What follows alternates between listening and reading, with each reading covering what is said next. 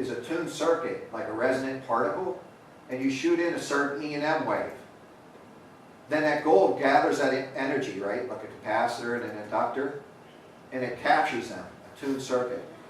So you send in a certain light wave or energy wave, and then it gathers that, and then it heats it up. And then what does it do to the tumor? It cooks it. So I'm just saying, for a quick story. You take these gold nanoparticles, they build up into the tumor. Somebody shines a super powerful certain spectrum light on you, which you can't feel. You know, it just feels like you're getting a suntan or whatever, like a laser. It's nothing. But that laser energy will be transferred to the gold. The gold vibrates at that atomic level. It heats up and then it kills the tumor. You can look that stuff up on YouTube. So that's an application for gold nanoparticles. But somebody had to make them a specific size. Does everybody see that? And these things are now like an FDA kind of drug thing, and they have to be done well. So those are things that people do nowadays. I mean, that's a, you know, a current treatment. Does everybody see that? So you can type those kind of things in YouTube and see that. So we look at those things within the course.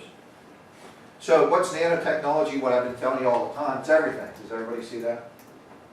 And, you know, not, again, you know, you don't have to take the course, but be a strong engineer in all your fields. Just don't be a chemistry guy or electrical engineer. Try to take all the disciplines and understand them, because often the job will require you to do that, right? And you'll learn on the job. So that's what all jobs usually require. So nanotechnology is an integration of all the sciences to make competitive products. Employers want products, not degrees. So they really want you to be well-rounded. Does everybody see that? And certainly just for your you know, information, and Jeff could tell you this, when they call you up, an employer calls up a professor or something and says, what can you tell me about that student, or what do I want to know about that student? They have always asked, do you show up on time? Do they attend? That's the first question. The second question that they ask all the time is, do you work well in groups? Because you have to work well in groups to solve problems. Does everybody see that? So usually that's and the third question often doesn't arise. They want to know those two things primarily all the time. And certainly I'm a reference for people, and I have 100 emails for references, and I don't think there's one of those emails where those two questions don't occur. So show up on time, work well with others. And we work on that in the program.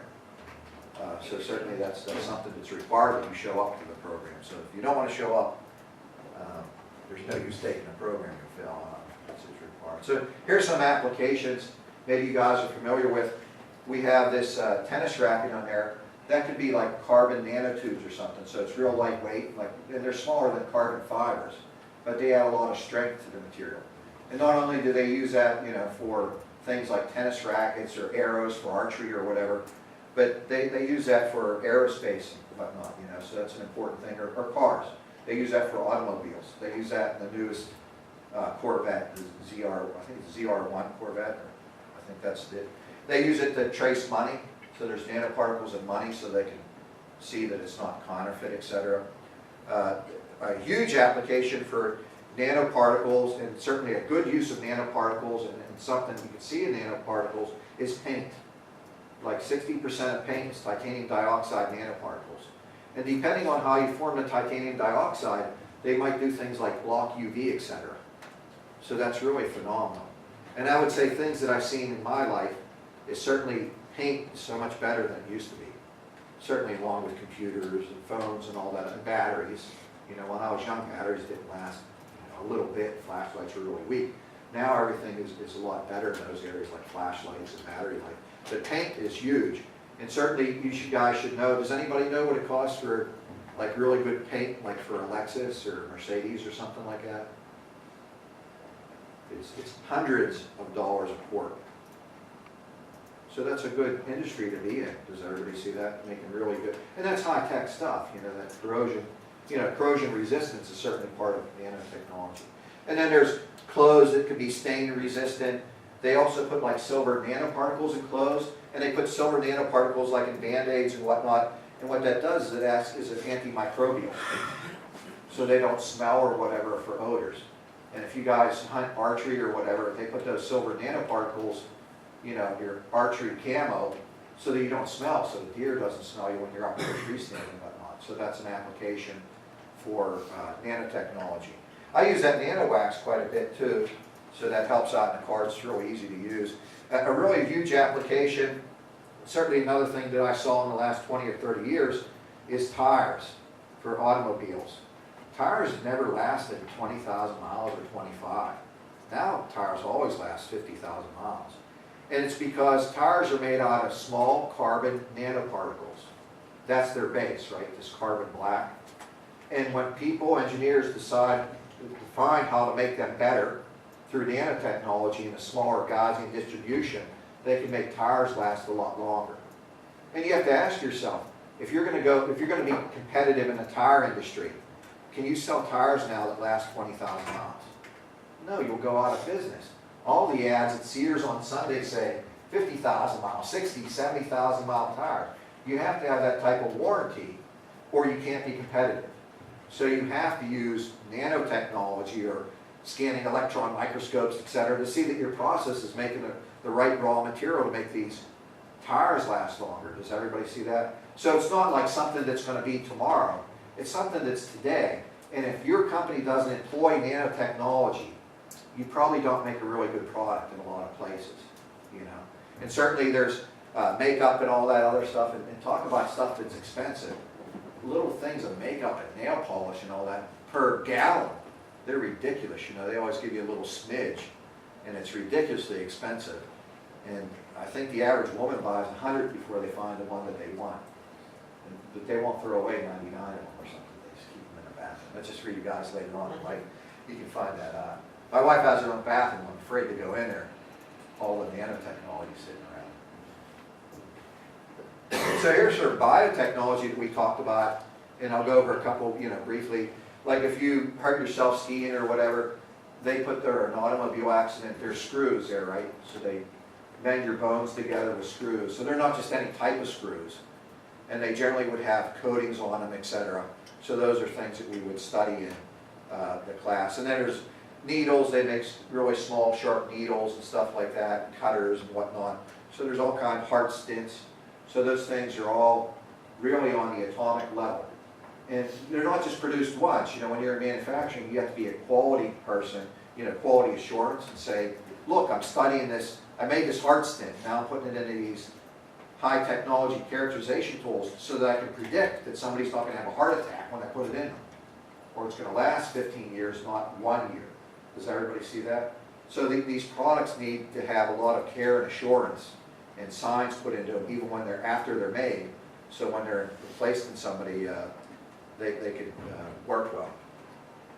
So this is, again, you know, showing you what is nanotechnology. These are all the things that are made with nanotechnology on this screen. So just walking around, I think this is in Germany or something, if you look at the background and some of the signs that are advertising and whatnot. So there's all kind of things that are in nanotechnology that we do. And I think we cover all these things within the class. Yeah, all these things we do within the class and study the application. So we look at all those things. Not as interest, like somebody else is doing them, like how would you make them? You know, and what would be the recipe that you would use, and what machines would you use, and could you machine them? So we don't look at these as, oh, there's nanotechnology that some company's doing. You're like, no, how would you make that? Does everybody see that? So these are how you would produce these types of products. You have to understand certainly the product, you know, like an artificial eye, what would it entail? But then you would have to know how to make that. And I think that's really interesting.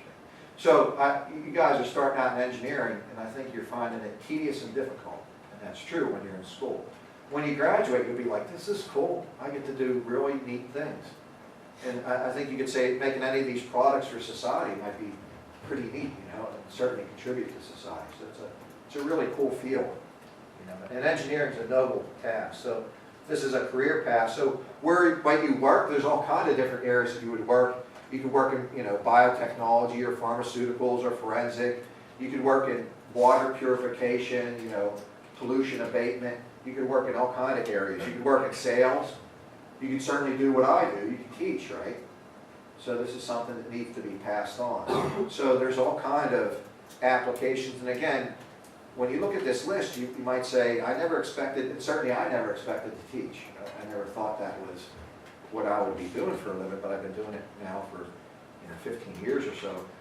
But you have to be prepared for the future. So the more background you have, the better off you'll be in the future. So these are companies that have hired our graduates, and as Jeff said before, we had many graduates. I think it's around 750 or so through the program. And while this is playing, just so I don't forget to tell you, this is a super interesting list. Does it go on? It should be more beyond the S's. But one of the things that you could do with the degree too, or the program, that you can transfer to other schools, like Lock Haven or California or Bloomsburg or something, and then get a 4-year degree. And not only that, I think an amazing amount of my students, like 60%, and this is something that you guys might not have thought about before, and that 60% did not think of this before, but 60% of the students that I have in my class go to graduate school. So they start out and they think, oh, I'm going to go to associate's level and get a job. And then they transfer and then they get a master's degree or a PhD. And that's pretty cool, because what I'm here to do is certainly kick up the earning potential for the average employee in Pennsylvania. Does everybody see that? So I'm with a jobs company. My job is to get you guys jobs and high-paying jobs to raise the economy of Pennsylvania. Does everybody see that? So that's really interesting, because a lot of times you're taking classes and you're like, this is boring and this is hard, which it is in the beginning, I think. But then you're like, this is actually kind of neat and useful, and I enjoy being an engineer. So kids go on to complete their education. So I should find out the percent that go on to be PhDs, but it's huge. Compared to the average student that goes to Penn State in engineering for a 4-year degree, percentage-wise, there's more students that go to the associate's program that I teach that get a PhD that go to a Penn State 4-year engineering degree. It's kind of amazing that there's so many kids that go on to get degrees. A lot of them work through, which is lucky for you, I guess, Lock Haven. And Lock Haven's a really good school. And there's really good teachers at Lock Haven too. So a lot of them work through Lock Haven and then to go to graduate school beyond Lock Haven. So that's something you might think about too, beyond just an immediate job. Continue your education and get the job a little further down the road and make even more money, right? So it's open to all students across Penn State. So we offer the spring and summer semester, and you can take this course as part of your degree, or you can get a certificate, on top of your degree, whatever your degree happens to be. So what do we do? We use a lot of equipment. So we access about $42 million worth of equipment. So we use our own little lab, and then we use the Penn State NanoFab lab. And these are, cutting edge, state-of-the-art nanotechnology, material processing tools, and characterization tools. And in the course, what we do is you spend half of your time, 3 hours a day in lecture, and then what we do is review what you're going to do in lab, basically. Teach you all that you need to know so that you could use the labs effectively. So half the time you're in the lab. So in the morning you take lab for 3 hours, get like an hour break, take it from 8 to 11 or so, and then you show up at lecture from noon to 3. And that's your day. Or you start noon to 3, take an hour break, and then you do a lab in the afternoon. And there's groups of 5 students. So some days you'll be doing morning, lab and lecture, and other days lecture and then lab. And it rotates. So you're in the lab half the time. So I think that's why students like the program, because we talk about things that are very difficult. Look at graphs and do all this stuff on the board, and it's really challenging mentally, for you to do that. And then you're like, wow, look, the thing that we said here, I actually do it. I can make a kneecap. I can make a microprocessor. I can make these things. So it's pretty neat to see all your hard work that you can actually apply that and do that. So it's kind of, the students like it for that reason. So what do you do and how do you learn? So we generally have groups of 5 students. Just like you saw, there's that, again, going back, what we do is we break the students up from different schools and different disciplines. So we try to put a chemistry guy with an EE, with a mechanical engineer, with a whatever. So we put them together so they have different backgrounds. Does everybody see that? So when they go in, the guy that might be weak in chemistry, you have a chemistry major next to you and go like, oh, I'll show you this. So that helps you learn because the peers can help you with things that you don't understand. And when they don't know Ohm's law or something, and you're like, oh, here, I'll show you this. It's pretty easy for me because I'm an electrical engineer. So they show each other how things work, and that's what you do in industry. So it actually mirrors that. So we have that lecture, and that's 4 or 5 days a week. In the spring, it's 4 days a week, and you have Friday, Saturday, Sunday off. In the summer, since it's shorter, it's 12 weeks instead of 16, you're in there 5 days a week. So that's a little bit more stress to take class 5 days a week, 6 hours a day. You know, it is a full 18 credit load. And then you always have the labs, you have them, 4 or 5 days a week, and the lab sessions are about 3 hours long or so. And you do very interesting things. And then we look at group projects, and we do things like design an artificial knee, design solar cells, etc., like I told you before. And what we do is we draw cards. Like group 1, you get the solar cell. Group 2, you get the kneecap. Group 3, so you just get them. And then we do that a couple times, and if you got a kneecap before, then you wouldn't get biomaterials the next time. Does everybody see that? I try to make it diverse so that everybody has a really broad background. So here's some of the projects we can make. We make, projects are like DNA lab on a chip, solar cells, pressure cells, growth of nanotubes and stuff like that. So it's really interesting, And I like the students to say when they finish, even though I wasn't assigned that project, I could do that project. Does everybody see that? And they see that. They see everybody else in the room. They're like, oh, you're just group 2. You're the same as us. We're group 1. And you mastered that. And we mastered our project. So they're like, they say, we could master any of the 8 projects in the room. Does everybody see that? That's the punchline. And it shows you, a lot about life, I guess. So nanotechnology is we'll wrap it up here. It's a growing field of research and study. And it's something that's not the future, it's the present, right? And it's really being competitive. If you don't use nanotechnology and you make tires, you're out of business. Does everybody see that? And if you don't use your nanotechnology and you're making sunglasses, then you're making kind of cheap sunglasses, right? So if you want to sell really expensive binoculars or scopes for a rifle, you're using nanotechnology. Does everybody see that? So there's a lot of applications for nanotechnology, and the average person spends a tremendous amount of money on nanotechnology. You might not realize it, but it's huge. So that's where you want to be, is where the money and the jobs are. Does everybody see that? So it's an enabling technology. It allows things to be better, and it allows things to happen, like it makes pharmaceuticals better, right? You would use less of a cancer drug on a patient because now it goes only to the tumor, not to the rest of the patient to cause problems. Does everybody see that? Then that means there's more cancer drug around. And then that means the patient doesn't take as long to heal. Does everybody see that? And if you could do something like cure somebody's cancer in 6 weeks instead of 6 months, boy, your company's doing well. Does everybody see that? And that's something that you might want to look at, certainly is biotechnology and medicine. It's a very big field, and a field has an interest of all of society, right?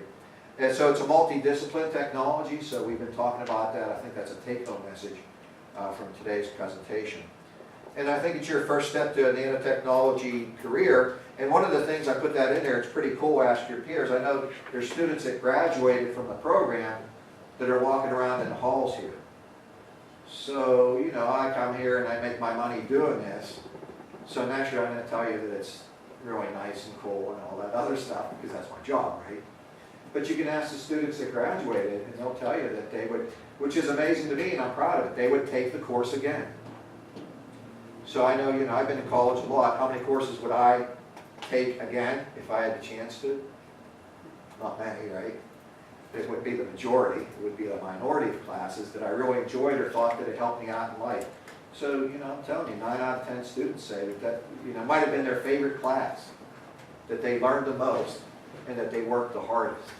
So that might be something that you might want to engage in. That's a pretty good opportunity for you, So now I think it's question, so this is the web page. I passed out those rollers and pens. You can look it up on the Nano for me. Here's some of the past students. This first guy here, I had him as a student a dozen years ago. He teaches now at Lock Haven as a professor. He made stuff for brain surgery. He took my class. These are all the things we learned. I use your notes all the time. And he made a sensor that they open up somebody's brain, they put it in, and it measures the oxygen, just like an oxygen sensor in a car, right? But when your oxygen goes low in your brain, people can have seizures. So for people that are afflicted with epilepsy, they put this sensor inside their skull, and they put like a hearing aid on them. So when they hear the buzzer, they have 6 seconds to know that they're going to have a seizure. That's pretty cool when you're driving a car, holding a baby, or boiling water. And he worked on that. I'm like, one of my students worked on stuff that goes into people's brains. That's pretty impressive. That's really cool, you know. And again, he came as an associate degree, went through Lockheed, and then on the back of an envelope, on a napkin in an interview with doctors, medical doctors from Hershey Medical, he got into Hershey Medical. The guy's like, how would you do this? He said, oh, I'll show you. I would sketch something out like this. And the guy's like, you can come to graduate school for free. So that's pretty cool that he was able to do that and has that patent on it and stuff like that. So I'll see him, you know, later next month when I recruit at Lockheed. So it's interesting that he went back there to teach and everything too. So that's cool. Any questions on this stuff, guys? Alrighty, well, thanks for your time. Any questions, send me an email, and hope to see you in the class. I'll put some video on there. Previews on it. No, you can just put it up, Jeff. I don't think, did I cuss at all? I swear, offend anybody? Talk about politics or religion or sex? Then I'm good. Yeah, I think you're good. I steered away from those taboo subjects.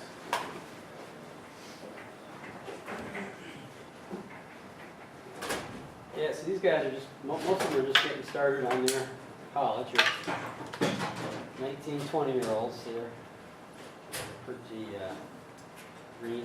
Yeah. But, My daughter, I'm glad, she's going to Wilkes. yeah. And it's pharmacy, so she can see and they have all the other pharmacy students there. Yeah. It's kind of, they can see what they need to do, you know? Yeah. And what she wants to do is she actually wants to